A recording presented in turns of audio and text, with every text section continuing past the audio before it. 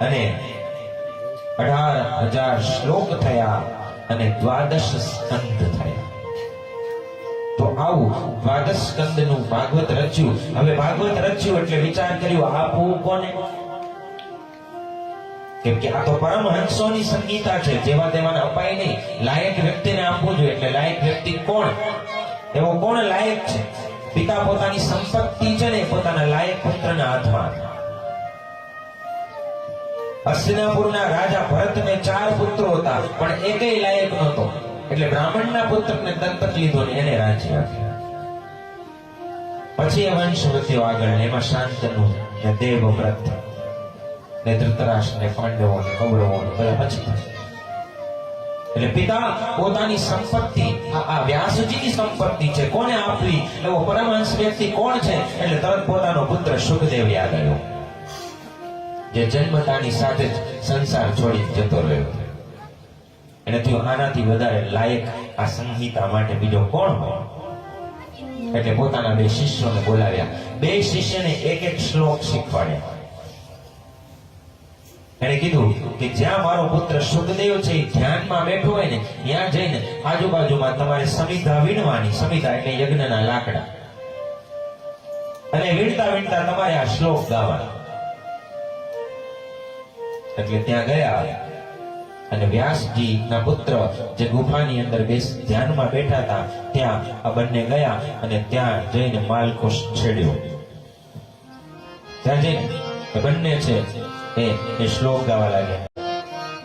બર્હાપીડમ નટવરવપો કર્ણયો કર્ણિકારમ બિભ્રદવાસકનકપિશમ વૈજયન્ત્યં ચ માલા રદ્રાનવેણોરદર સુધયા પૂરયન્ગોપવૃંદે વૃંદારણ્યં સ્વપદરમણં પ્રવિશદ ગીતકીર્તિ. ભગવાન શ્રી કૃષ્ણના સ્વરૂપનું વર્ણન કર્યું. ભગવાન કેવા છે? બરહાપીડમ. બરહી એટલે મોર અને આપીડ એટલે મુકુટ. જેણે પોતાના મસ્તક ઉપર મોરનું મુકટ ધારણ કર્યું છે. બરહાપીડમ નટવર વપુ ત્રિભંગ લલિત, જેનું સુંદર શ્યામ શરીર છે, જેણે પોતાના અંગ ઉપર પીતાંબર વસ્ત્ર ધારણ કરેલું છે, મુખ ઉપર મોરલી રાખી એને પોતાનું અધર સુધાનું પાન કરાવી રહ્યા છે. પાછળ પાછળ ગોવાળો આવી અને એની કીર્તિનું ગાન કરી રહ્યા છે. આવા ભગવાન શ્રી કૃષ્ણ વૃંદાવનની અંદર પ્રવેશ કરી રહ્યા છે એવું એનું વર્ણન કર્યું. જેવું સુખદેવજી મહારાજે સાંભળ્યું કે ધ્યાનમાંથી ઊભા થઈ ગયા. બરહાપીડમ નટવરવપો કર્ણયો કર્ણિકારમ બિભ્રદ્વાસ કનકપિશમ વૈજયન્ત્યં ચ માલા રંધ્રાન્વેણોરદર સુધયા પૂરયન્ ગોપવૃંદે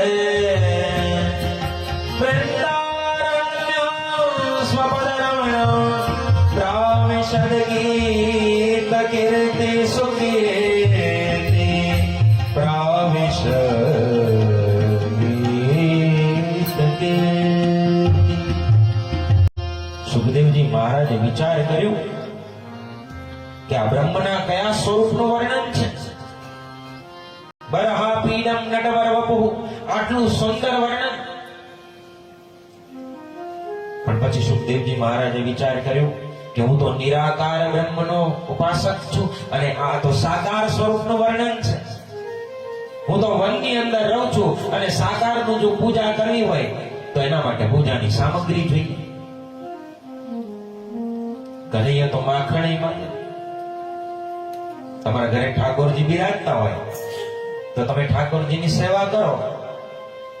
એનાથી 8 સમાની ઝાંખી થાય. સવારમાં મંગળા થાય, પછી શ્રૃંગાર થાય, રાજભોગ થાય, પારણા થાય, એમ અલગ અલગ શયન સુધીના 8 તારી આઠે રે સમા કેરી ઝાંખી રે તો 8 સમાની પૂજા. ભગવાનને યમુનાજીના જળથી સ્નાન કરાવવું પડે, કેસરનું તિલક લગાવવું પડે. વૈષ્ણવ પરંપરામાં છે જમુના જમુના જળમાં કેસર ઘોડી સ્નાન કરાવો શામળા. જમુના જળમાં કેસર ઘોડી સ્નાન કરાવો શામળા. હળવે હાથે અંગો છોડી લાડ લડાવો શામળા.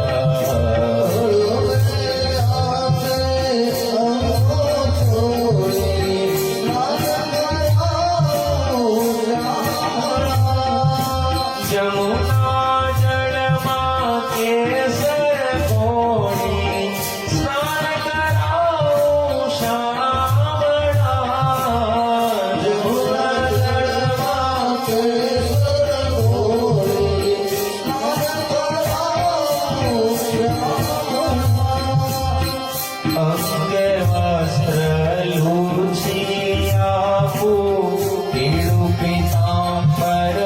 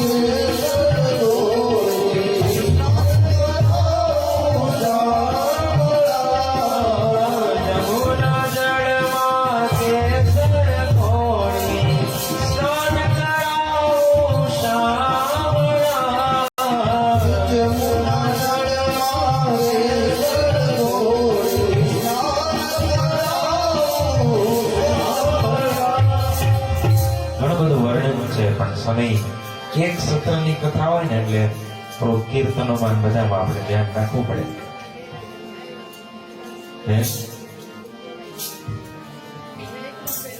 મોર મુકુટ માથે પહેરાવું, મુરલી આપો હાથમાં, કૃષ્ણ કૃપાળુ નિરખી શોભા, વારી જાઉં તારા વાલમાં. તો સુખદેવજી દ્વિધામાં પડ્યા કે હવે શું કરવું, સાકાર બ્રહ્મની ઉપાસના કરવી કે નિરાકારની? એટલે એને કીધું મારી પાસે કઈ સામગ્રી તો છે નહીં. એટલે હવે એ પાછા જઈને ધ્યાનમાં બેસી ગયા. ધ્યાનમાં જઈને બેઠા એટલે બીજો શિષ્ય હતો ને એને પાછો બીજો શ્લોક ગાયો. અહો ભક્તિયં સ્તનતાલકૂટં, અહો ભક્તિયં સ્તનતાલકૂટં, દિગાસયાપા યયદપ્યસાતિ,